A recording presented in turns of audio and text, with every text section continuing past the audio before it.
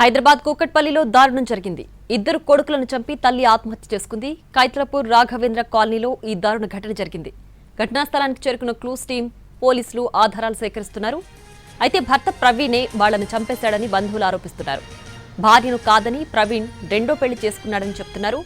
అయితే మృతురాలు స్రవంతి అత్తామామలు ఆమెకు కొంత స్థలాన్ని రాసిచ్చారని, ఆ ప్లేస్ని తిరిగివ్వాలని ప్రవీణ్ కొంతకాలంగా వేధిస్తున్నాడని అంటున్నారు. ఈ గొడవల క్రమంలోనే భార్య ఇద్దరు పిల్లల్ని చంపేసుంటాడని ఆరోపిస్తున్నారు.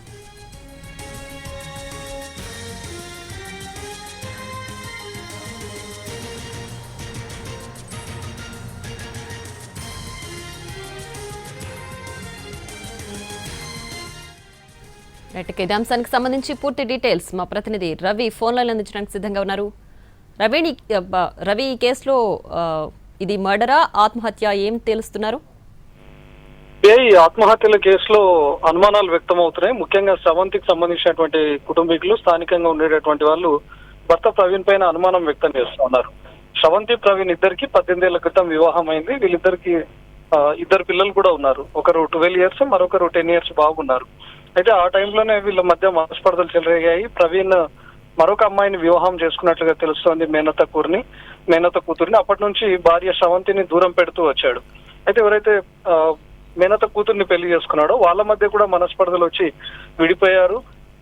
రెండో భార్య కూడా బెంగళూరు వెళ్ళిపోయినట్లుగా తెలుస్తుంది. దీంతో ప్రవీణ్ మరోసారి భార్యకు దగ్గర అయ్యేందుకు ప్రయత్నించాడు. దీంతో వీళ్ళిద్దరూ కలిసి పెద్దల సమక్షంలో పంచాయతీ పెట్టుకున్నారు. ముందుగా స్రవంతి ప్రవీణ్ విడిపోయినటువంటి టైంలో రెండో పెళ్లి చేసుకుంటున్నాడు కాబట్టి మొదటి భార్య వల్ల ఎలాంటి ఇబ్బంది ఉండకూడదని స్రవంతి పేరు పైన అత్తామామలు కొంత భూమిని, కొంత స్థలాన్ని రాసిచ్చారు. అయితే ప్రవీణ్ ఎప్పుడైతే రెండో భార్య కూడా తనను వదిలేసి వెళ్ళిపోయిందో స్రవంతికి దగ్గర అవడం, స్రవంతి పేరు పైన ఉన్నటువంటి ఆ పొలాన్ని తన పైన రాసుకునేందుకు ప్రయత్నించాడు. ఇదే విషయంలో ఇద్దరి మధ్య గొడవలు చెలరేగాయి. దీంతో ప్రవీణ్ స్థానికంగా ఉన్నటువంటి ఫ్రెండ్ ఇంట్లో ఉంటూనే స్రవంతి దగ్గరికి పలుమార్లు వచ్చి ఈ ల్యాండ్ విషయంలో గొడవ పడుతూ వచ్చాడు.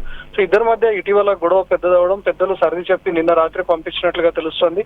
నిన్న మొన్నటి వరకు కూడా వీళ్ళు హన్మకొండలోనే ఉన్నారు. నిన్నటి వరకు పెద్దల పంచాయతీ అయింది. కానీ నిన్న రాత్రి హైదరాబాద్ చేరుకున్న తర్వాత ఈ కైతలాపూర్ లో రాఘవేంద్ర కాలనీలో ఉంటున్నటువంటి స్రవంతి ఇద్దరు పిల్లలను చంపి తను కూడా ఆత్మహత్య చేసుకుంది. రాత్రి ఎప్పుడైతే ప్రవీణ్ ఇంటికి వచ్చి చూశాడో అప్పటికే వీళ్ళిద్దరు చనిపోయారని చెప్తా ఉన్నారు. అంటే ఎగ్జాక్ట్ గా వీళ్ళు చనిపోతారనే విషయం ప్రవీణ్ కి ఏ విధంగా తెలుసు? డోర్ ఓపెన్ చేసి ఉంది కాబట్టి ప్రవీణ్ ఏదో చేసి ఉంటాడు. వాళ్ళ శరీరం రంగు కూడా మారిపోయింది, పిల్లలది స్రవంతిది అని కుటుంబీకులు అనుమానం వ్యక్తం చేస్తా ఉన్నారు. ప్రస్తుతానికైతే క్లూస్ టీమ్ కు చేరుకున్నారు. మృతదేహాలను పోస్ట్ మార్టం నిమిత్తం పంపించారు. ఇది ఒకవేళ ఆత్మహత్యనా, లేకపోతే స్రవంతి ఇద్దరు పిల్లలను చంపి తను ఆత్మహత్య చేసుకుందా, లేకపోతే అనుమానం వ్యక్తం చేస్తున్నటువంటి విధంగా ప్రవీణ్ అర్ధరాత్రి ఇంట్లోకి ప్రవేశించి ముగ్గురిని ఏమైనా చంపే ప్రయత్నం చేశాడా అనే దానిపైన దర్యాప్తు కొనసాగుతుంది. Priya, right Ravi, thanks for the updates.